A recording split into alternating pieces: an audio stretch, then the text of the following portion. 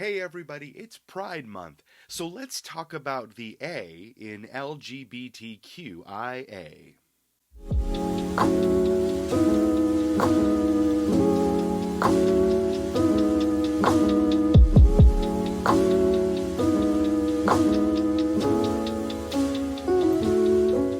Hey there, so it's Pride.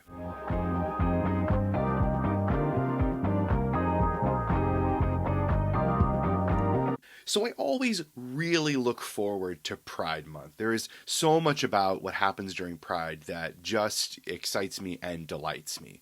It's an opportunity to see so many queer people from across the spectrum of queerness sharing their stories, sharing their joy, sharing what makes them proud to be queer, and that is such a lovely thing to see. A lot of queer people do that all year round, but there is something really special about this 1 month of the year that we take a moment and collectively share that pride and that excitement and that joy of queerness together. So Pride Month is one of my favorite times of the year. But along with all that joy and pride and happiness comes some regular unwelcome visitors, and that's usually Pride discourse. And every year, like clockwork, there are certain little arguments and discourses in the community that show up during Pride. And this video is going to address one of them that is a perennial favorite of mine. It is the what does the A stand for in LGBTQIA? So what does the A stand for in LGBTQIA? So the A represents three communities in the larger queer community: the asexual community, the aromantic community, and the agender community. So let's talk a little bit about those three communities and who we're speaking of when we are talking about those communities. Let's start with the asexual community, the community that I spend the most time talking about here on the channel. The asexual community contains everyone who does not or rarely experiences sexual attraction. So that ranges the whole spectrum. They're demisexual folks, gray sexual folks, ace flux folks, all of the micro labels, people who just identify as asexual. Those folks are all represented in the asexual community, and that is defined by not or rarely experiencing sexual attraction. The aromantic community contains all of those folks who do not or rarely experience romantic attraction. And they also have similar sort of range and spectrum of experiences as well. There are gray romantic folks, demi-romantic folks, micro-labels under the aromantic umbrella, and folks who just identify as aromantic. So just like in the asexual community where there are many ways to be asexual, there are also many ways to be aromantic. But in the aromantic community, we are talking about people who do not or rarely experience romantic attraction. And the third community is the agender community.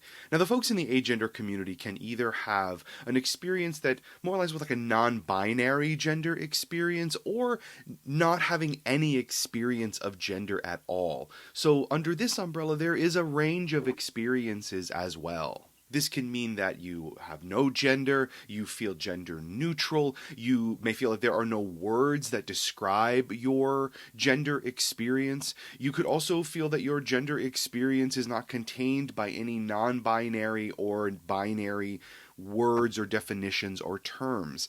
All of those kinds of experiences can fit under the agender umbrella. Agender can also include not caring about defining or labeling your gender, or just simply choosing not to define or label your gender. Sometimes agender people do identify as genderqueer or non-binary or transgender, but not always. Sometimes agender is the only gender marker that a person will use to describe their experience or non-experience of gender.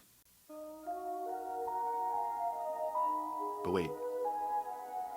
What's that? Oh, do I hear it? Do I hear someone asking me? But what about the allies? So this is the part of Pride discourse that comes around every year. The discourse around whether or not the A in LGBTQIA stands for ally or not. And I'm going to come down definitively and unquestionably on the side of no. The A does not stand for ally. So look, Allies are incredibly important to our community.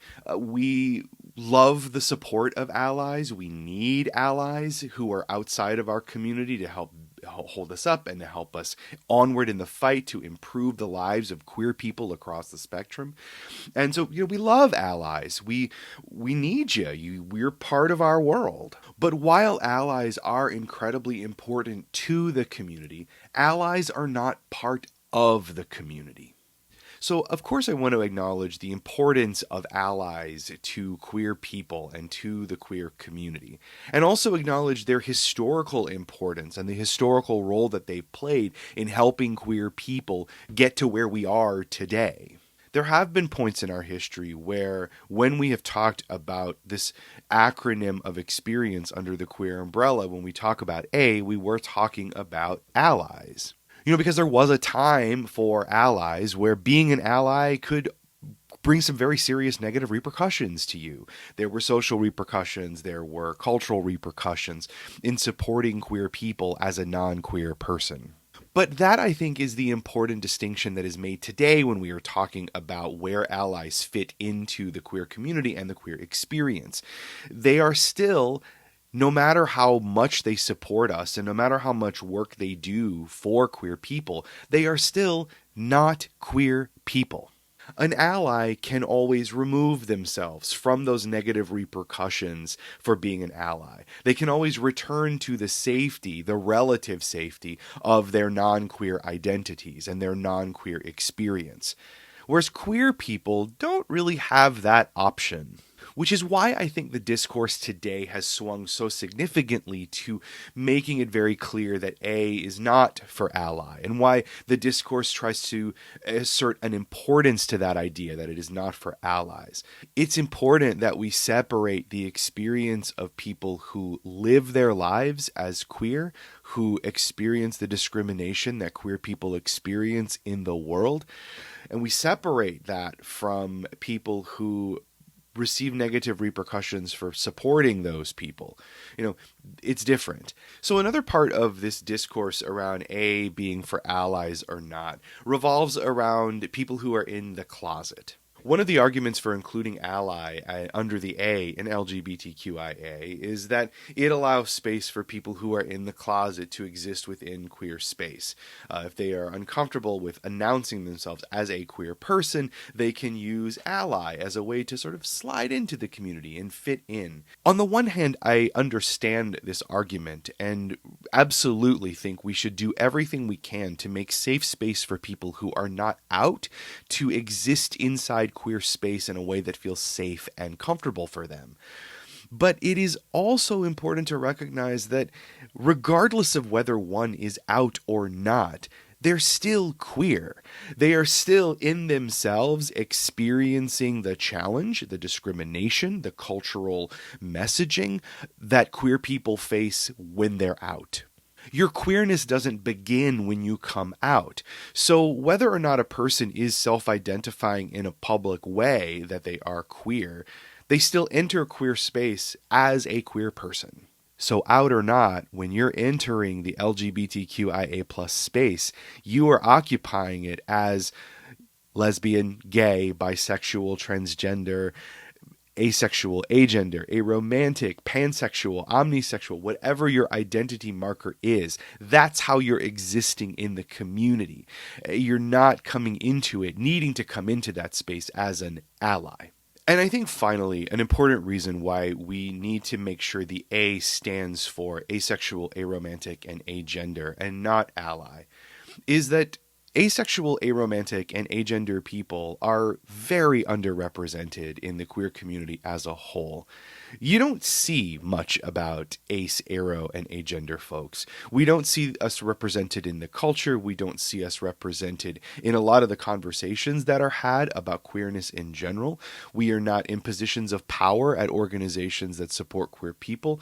And in general, when we are thinking about what a queer person means, ace, aro, and agender people don't really often come up. And so the discourse asserting that A stands for ace, aro, and agender people is a way to actively support the lives and experiences of queer people in a queer space, in a queer context.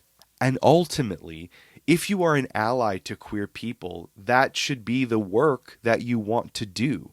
You, as an ally, shouldn't want to occupy space that otherwise could support the visibility, the representation, and the support and safety of queer people. So look, I know that this whole discourse is generally very volatile, and every year it comes around, there's a lot of vehement voice on both sides about it. But I feel really strongly that where we are right now in our collective experience, it's important that the A in LGBTQIA represents ace, aro, and agender people. We are a part of the queer community. And while we are not very visible now, our lives are very real and very tangible. And we do experience aphobia. We do experience very complicated forms of discrimination inside our interpersonal circles, inside our relationships, inside our family dynamics. And we receive a lot of negative cultural ideas, larger social cultural ideas about ourselves and what we want and how we want to move through the world. So it is really important to have, during Pride Month, our experiences highlighted, lifted up, our voices lifted up, our existence made prominent and clear. And we turn to allies who are not otherwise queer to help make that possible. You are, as an ally, if you're out there listening as an ally, a non-queer person who believes in the dignity and the support and the equality and equity for queer people, then, we need you. We really rely on you and are grateful for your presence in our midst and in supporting us. But it is also important to us that you relinquish this space in the acronym to queer people living queer experiences, particularly queer experiences that are underrepresented, voices that are unheard. But hey, allies out there, I'm going to be really stoked to see you at Pride, though. If I go to a Pride event. I mean, who knows? I don't like crowds. I'm not a really big fan of them, so I don't know if I'm going to be there or not. But if I am there, I'm going to be really happy to see you there. It's going to be dope to see you walking around with your ally shirt, and it'll be dope to see you in our presence, and it'll be dope to see you standing by us, believing in the dignity and the equality of queer people. Cheers! Queer cheers! Queer cheers to that! Sometimes I'm sort of a ridiculous person. Happy Pride, everybody.